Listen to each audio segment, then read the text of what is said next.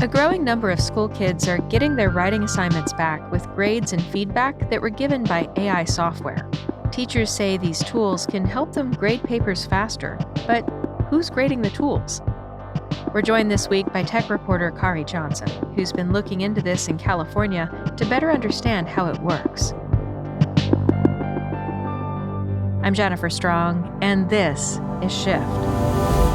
Now here on the steering column is a device called Auto Cruise. You simply set the speed you want. Self-driving robo-taxis are already on the road in two U.S. cities. As the disc rotates, a mirror reflects the light in the way that depends on how the signal was recorded. This is the 100 terabyte I present to you Electro, the Moto Man. Ladies and gentlemen, I would say that one of my greatest skills is my ability to interact with humans.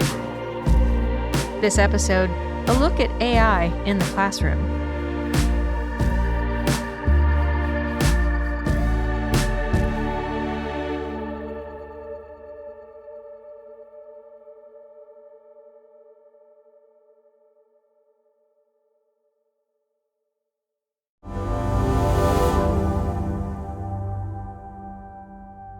My name's Khari Johnson, and I'm a reporter for CalMatters. So, you've been writing about the use of AI grading tools. What are these tools and how do they work? Generally speaking, I'd say there's tools that are able to give students feedback on writing assignments and few sentences of, how to improve. The teachers who I spoke with, they would share their rubric, their grading rubric with the model, and some examples of their grading. And, then they could query the model for grading and feedback as an output. So the tools are actually trying to provide feedback, kind of like the way the kid's teacher would usually provide feedback? In one of the experiments that I wrote about, a teacher shared some examples of her previous grading feedback and her grading rubric with GPT-4, and then was able to grade papers for her students and give them feedback. In her particular example, she described it as feeling as if the AI was like in her brain, and really said that effectively she's not going back, that this is something that's going to be a part of her toolkit going forward. What school districts did you look at, by the way? I spoke with Alex Rainey. She works at a school district in Chico, California. And I spoke with Jen Roberts, who is a high school English teacher at Point Loma High School in San Diego, which is part of the San Diego Unified School District. I was looking at schools in California and spoke with two teachers who used AI for grading in their classrooms over the course of the last school year. Do we know how prevalent these tools are, just whether in California or maybe also just around the U.S.? No, not understanding just how prevalent they are was part of what inspired me to write the story. I'm not aware of any government agency that's tracking adoption of the technology in classrooms.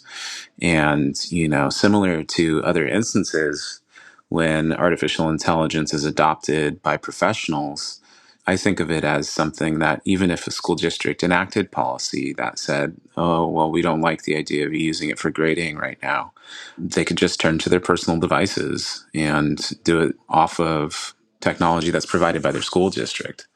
So we don't know. And I think potentially, even if restrictions were put in place, teachers would have the options to turn to their personal devices. Which is interesting. It's sort of the inverse of the conversation we were having last year around kids using these tools to submit things to their teacher. Yeah, what I found remarkable in my reporting on this subject last fall for Wired magazine and continuing with CalMatters is when I've spoken to teachers about use of AI in the classroom, quite often they can have an initial reaction of, am I cheating? And Jen Roberts, who I spoke with for the grading, she was saying it's not her job to spend Saturdays reading essays, that it's her job to make sure that her students grow and that they're healthy, happy, literate adults by the time they graduate from high school, and that she'll use any tool that would allow her to do that. Interesting. So, do we know how well these tools work or how effective they are? Not especially, I think I'm not aware of any comprehensive analysis. If there's anyone listening who does know, please email Khari at CalMatters.org.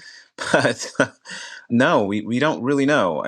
What was intriguing about the conversations that I had with Jen Roberts and Alex Rainey is that in their experiments, they found that the artificial intelligence did a great job of grading students that they might consider getting average grades most of the time.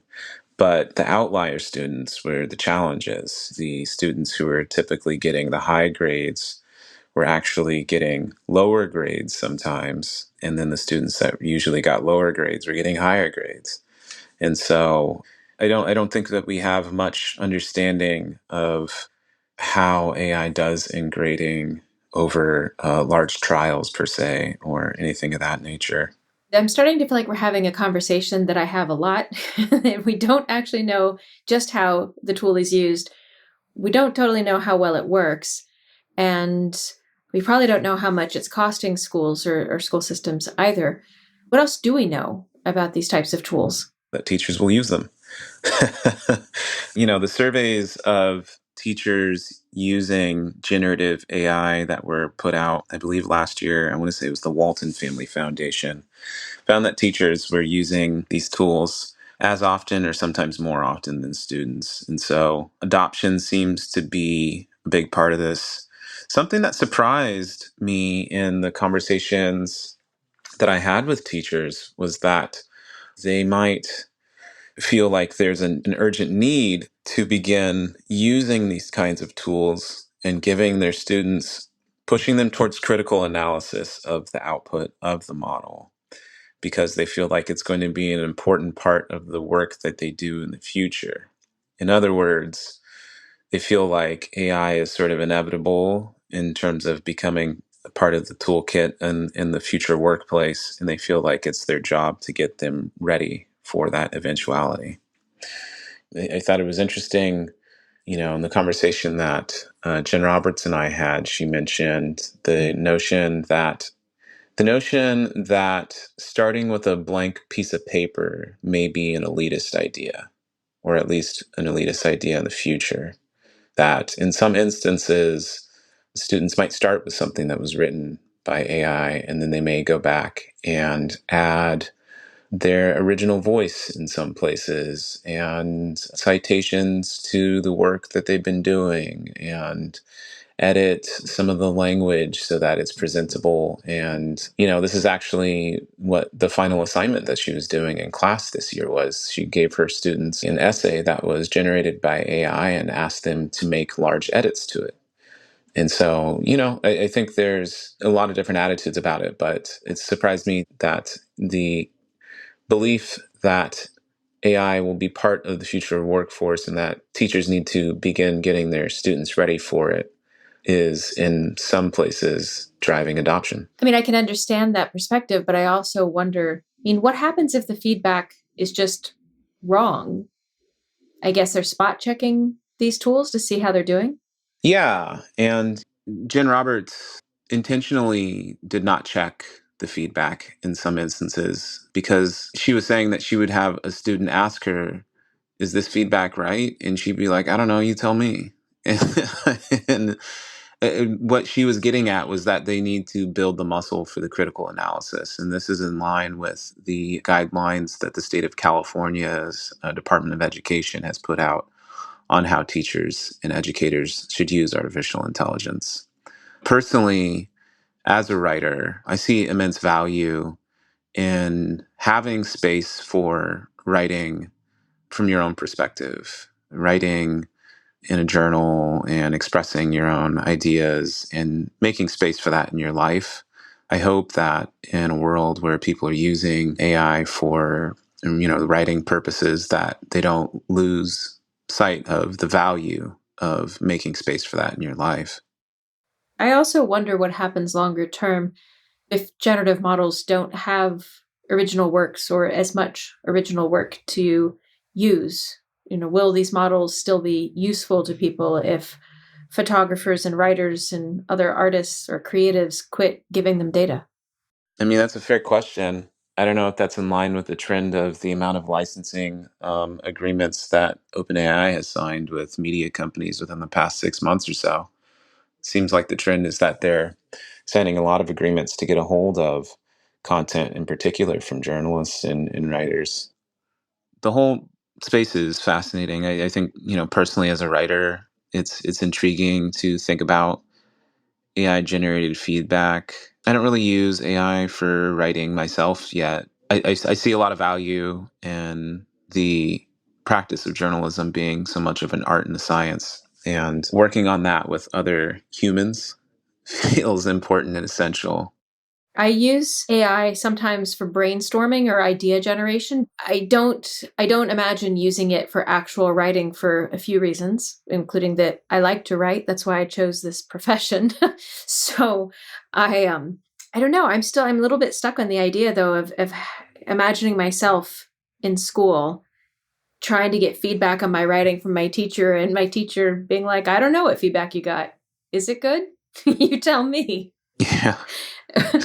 Well, I mean, I think what I appreciated about what Jen was saying is that the ability to use automation for feedback gave her the ability to focus her attention on students who needed the most feedback and then be able to sit down with them one on one and have a genuine human to human contact. I mean, I can appreciate that makes sense. I think we all deserve that in some instances, and maybe there are instances where there are made rules for teachers and how they use it. I think something that Catherine Goyette, who's computer science coordinator for the California Department of Education, I believe, was mentioning is that they think it's important to have conversations about how the technology is used, and maybe in some instances, final exam, etc., it's like, I'm not even going to use AI for the grading of this assignment.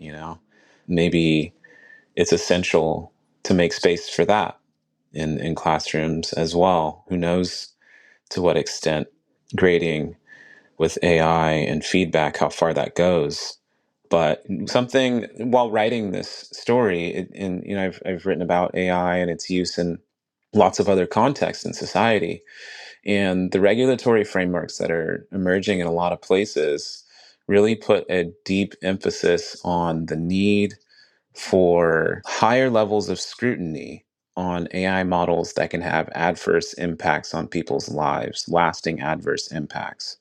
And, automation bias is a problem because people can trust AI too much and accept output and decisions made by AI without question. And so, in a world where those two things are possible, it would make sense to me that the type of AI that is used for grading would be subject to higher levels of scrutiny in order to protect people. Yeah, I was wondering the same thing. Like so many things, it feels like it's going to be an experiment until we know more, but wondering what impacts this could have on folks down the line, the type of instruction they get or don't. What are you going to be keeping an eye on with this going forward? I am intrigued by large projects that have been launched within the past few months. Los Angeles Unified School District has a chatbot named Ed that they are rolling out to a lot of their students. And it's my understanding that it's capable of telling students when their bus is on the way.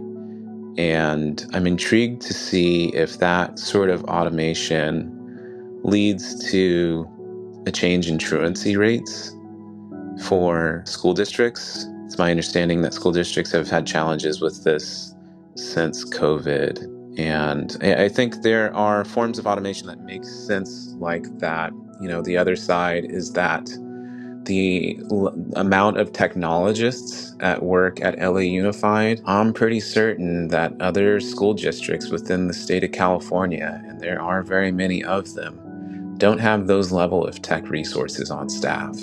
And so I'm wondering what kind of contracts they sign and what sort of evaluations are done to assess potential harm or adverse outcomes before that technology is used.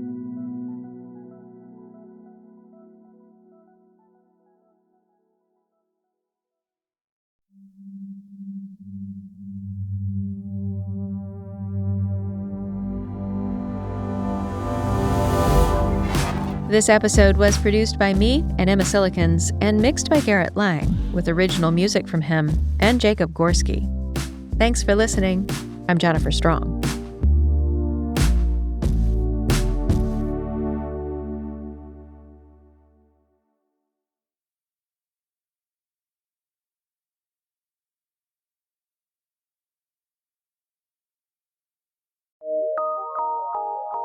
From PRX.